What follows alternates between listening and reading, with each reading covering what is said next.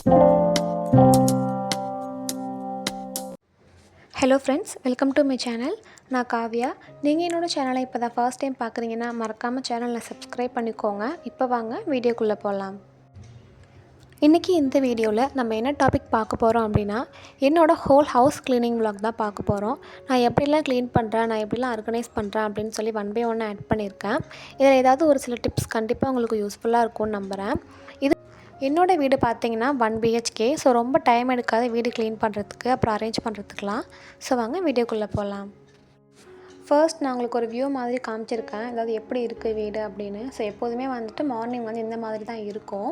Hall கூட ஓரளவுக்கு வந்து நார்மலாகவே க்ளீனாக தான் இருக்கும். ரூம்லாம் கொஞ்சம் கண்ணா பின்னான்னு இருக்கும். ஸோ ஃபர்ஸ்ட் எனக்கு என்ன வேலை அப்படின்னா, டவல் வந்து பார்த்திங்கன்னா ஹாலில் ஒன்று ரூமில் ஒன்று அப்படின்னு கிடக்கும். ஸோ நானுமே வந்துட்டு மார்னிங் எழுந்தது ஃபேஸ் வாஷ்லாம் பண்ணிவிட்டு அப்படியே தொடச்சிட்டு நானுமே அப்படியே போட்டு நான் டக்குன்னு டீ போட போயிடுவேன். அது ஒரு பேட் ஹேபிட் தான்.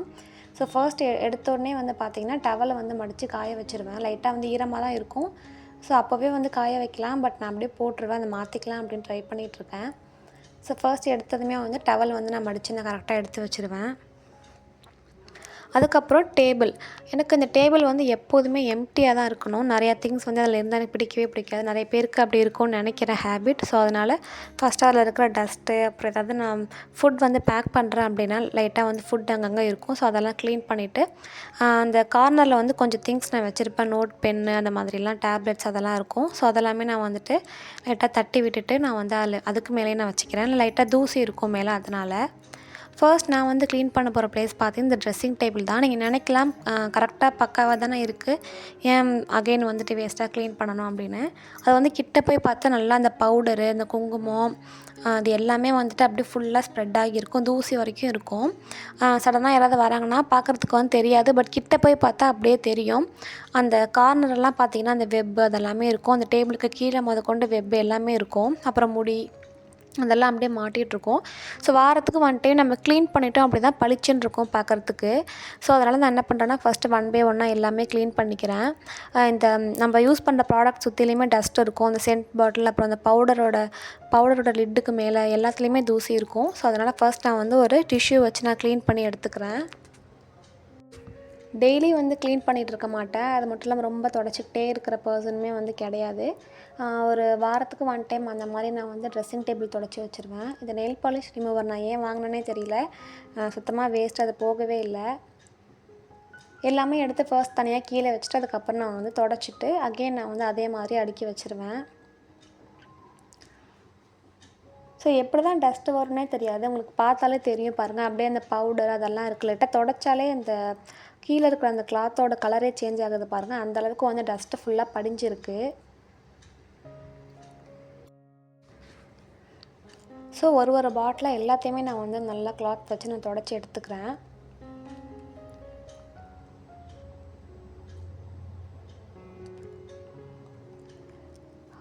இது வந்து பழைய ஒரு வேஸ்லின் பாக்ஸ். அதை நான் க்ளீன் பண்ணி அதில் கீ வந்து போட்டு வச்சுருப்பேன் என்னோடய லிப்ஸுக்கு. இது வந்து கொஞ்சம் வீணாக போயிடுச்சு. அது மட்டும் இல்லாமல் கீ வந்து உருக்கி அப்படியே வெளியில் வந்து வந்துடுது. ஸோ அதனால் இதை வந்து எடுத்துடலான்னு சொல்லி நான் எடுத்துட்டேன், வேறு பாக்ஸில் வந்து போட்டு வச்சுக்கலான்னு.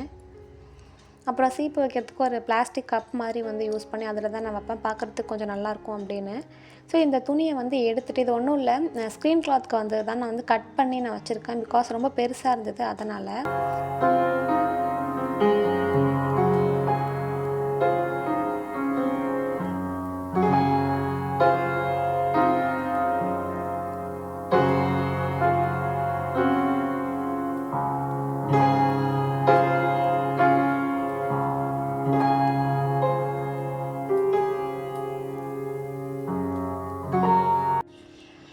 ஸோ நீங்கள் வந்து பார்க்கலாம், எதுவுமே நான் சேஞ்ச் பண்ணல. ஃபர்ஸ்ட் எப்படி இருந்ததோ அதே மாதிரி நான் வந்து வச்சுட்டேன். இது ஒரு டிப் மாதிரி உங்களுக்கு சொல்கிறேன்.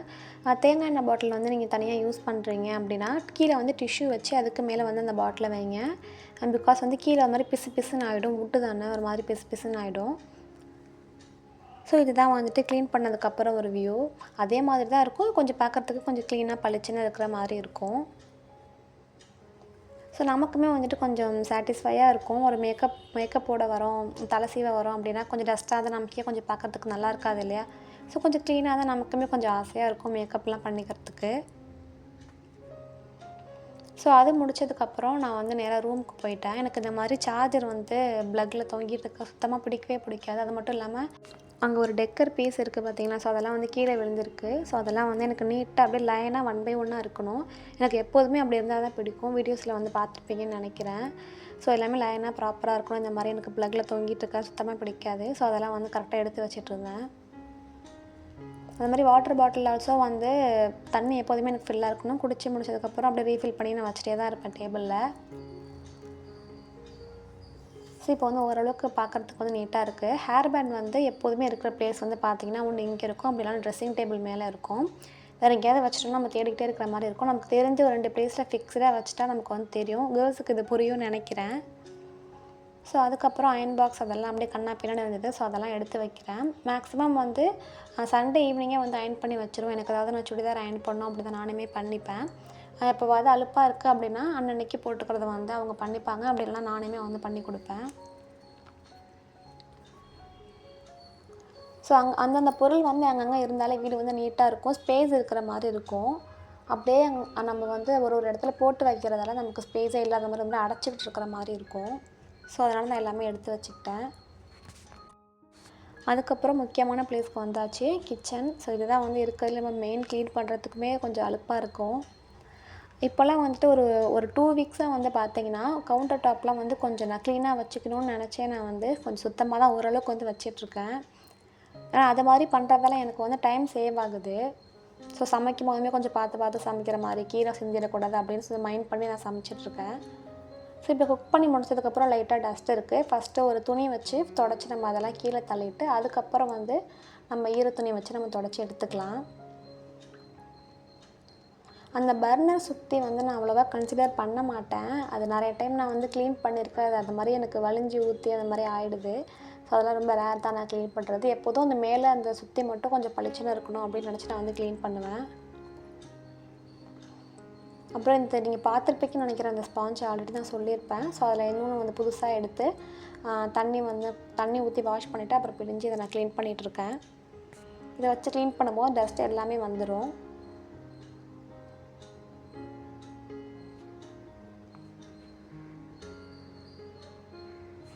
அதுக்கப்புறம் அகெயின் செட் பண்ணிவிட்டு சமைச்சி வச்ச எல்லாத்தையுமே நான் வந்து அகெயின் அடுக்கி வச்சுட்டேன். அப்புறம் அந்த இடுக்கு அது எல்லாத்தையுமே வந்து நான் க்ளீன் பண்ணிவிடுவேன். இதை வந்து நம்ம அப்பப்போ க்ளீன் பண்ணால் ரொம்பவே நல்லது, இல்லைனா எண்ணெய் பிசுக்கு வந்துடும்.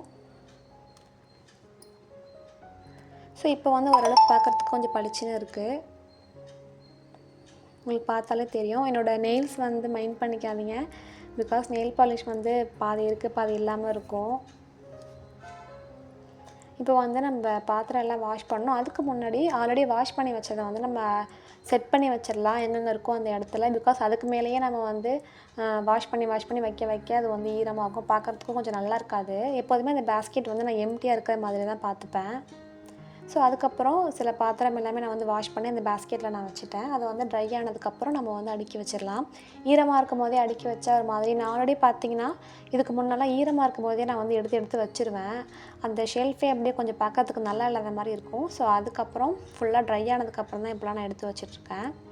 இப்போ சிங்க் வந்து க்ளீன் பண்ணிக்கலாம். சிங்க் வந்து நான் டெய்லி க்ளீன் பண்ண மாட்டேன். ஓப்பனாக சொல்லணும்னா ஒரு 2 நாளைக்கு ஒருக்கா க்ளீன் பண்ணுவேன். அப்படி இல்லைனா 3 நாளைக்கு ஒருக்கா வந்து க்ளீன் பண்ணுவேன். ஏன்னா எப்படியுமே வந்து அது அழுக்காயிடும். ஆனால் டெய்லி க்ளீன் பண்ணுறது ரொம்ப நல்ல ஹேபிட் தான். பட் நான் வந்து 2 டேஸ் ஒன்ஸு 3 டேஸ் ஒன்ஸ் அப்படி தான் நான் க்ளீன் பண்ணுவேன். சிங்க் க்ளீன் பண்ணுறதுக்கு அப்படின்னு தனியாக ஒன்று ஸ்பாஞ்ச் மாதிரி நான் வச்சுருப்பேன். அதை வச்சு அந்த ஸ்பாஞ்ச் வச்சு நல்லா க்ளீன் பண்ணிக்கலாம்.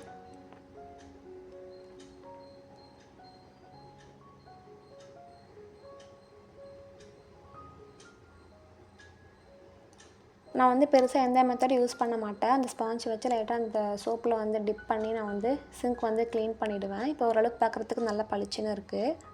அந்த கார்னர்ஸுமே இப்போ பார்த்தீங்கன்னா பிளாக்காக இருந்தது. இப்போ ஓரளவுக்கு வந்து பழைய கலர் வந்திருக்கு, ஒயிட் கலரில்.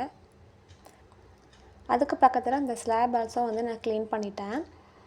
அதுக்கு அந்த விண்டோ கிட்டே பார்த்தீங்கன்னா ஒரு சில ப்ராடக்ட்ஸ் வந்து வச்சுருக்கேன். அங்கேயுமே நிறைய டஸ்ட் இருக்குது. ஸோ அதுவுமே வந்துட்டு க்ளீன் பண்ண போகிறேன். ரொம்ப டீப் க்ளீனாக இல்லை, அதை எடுத்துகிட்டு தட்டிட்டு அகெயின் வந்து தேவையில்லாத தூக்கி போட்டு நான் வந்து க்ளீன் பண்ணி வைக்க போகிறேன். ஏன்னா வந்து ரொம்ப அங்கே வந்து கச்சமுச்சம் நிறைய ப்ராடக்ட்ஸ் வந்து நான் அடுக்கி வச்சுருக்கிற மாதிரியே ஒரு ஃபீல். அது மட்டும் இல்லாமல் டஸ்ட்டு வந்து ரொம்ப அதிகமாக இருக்கும் அதுக்கிட்ட. அந்த கிளாஸ் ஜாரில் வந்து கீழே வந்து காஃபி தூள் வந்து ஒட்டிகிட்ருக்கு. ஸோ அதனால் வாட்டர் கொஞ்சம் ஊற்றி நான் வச்சுருக்கேன்.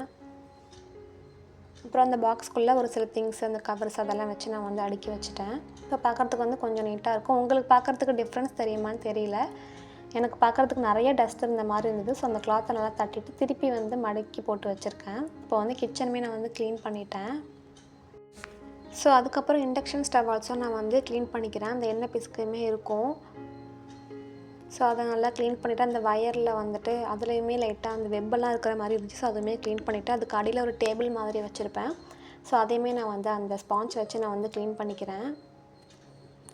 ஸோ அதுக்கப்புறம் ஃபுல்லாக வந்து வீடு கூட்டணும். ஸோ கூட்டுறதுக்கு முன்னே எனக்கு வந்து பார்த்திங்கன்னா எதுவுமே கீழே இருக்கவே கூடாது. சில பேர்லாம் வந்து பார்த்திங்கன்னா கூட்டும் போது அப்பப்போ எடுத்து தட்டிட்டு வைப்பாங்க. எனக்கு வந்து எல்லாத்தையும் தூக்கி எங்கேயாவது வச்சுட்டு கூட்டினதுக்கப்புறம் திரும்பியுமே வந்து நான் அடுக்கி வச்சுருவேன். ஸோ எனக்கு அந்த மாதிரி ஹேபிட் தான். ஸோ மேட்டை அதெல்லாம் லைட்டாக தட்டி விட்டுட்டு நான் வந்து கூட்ட ஸ்டார்ட் பண்ணுவேன். இந்த கிச்சனில் உள்ள மேட் வந்து ரொம்ப அநியாயத்துக்கு இந்த மாதிரி தான் இருக்கும். பிகாஸ் மேட் வந்து நான் இன்னும் அலசணும். எல்லாரோட கிச்சன் மேட்டுமே இப்படி தான் இருக்கும்னு நினைக்கிறேன். ஏன்னா கூட்டும் போது ஒரு வாட்டர் பாட்டில் கூட கீழே இருக்கக்கூடாது. சேரு, டேபிள் எல்லாமே தூக்கி நான் வந்து மேலே வச்சுட்டேன்.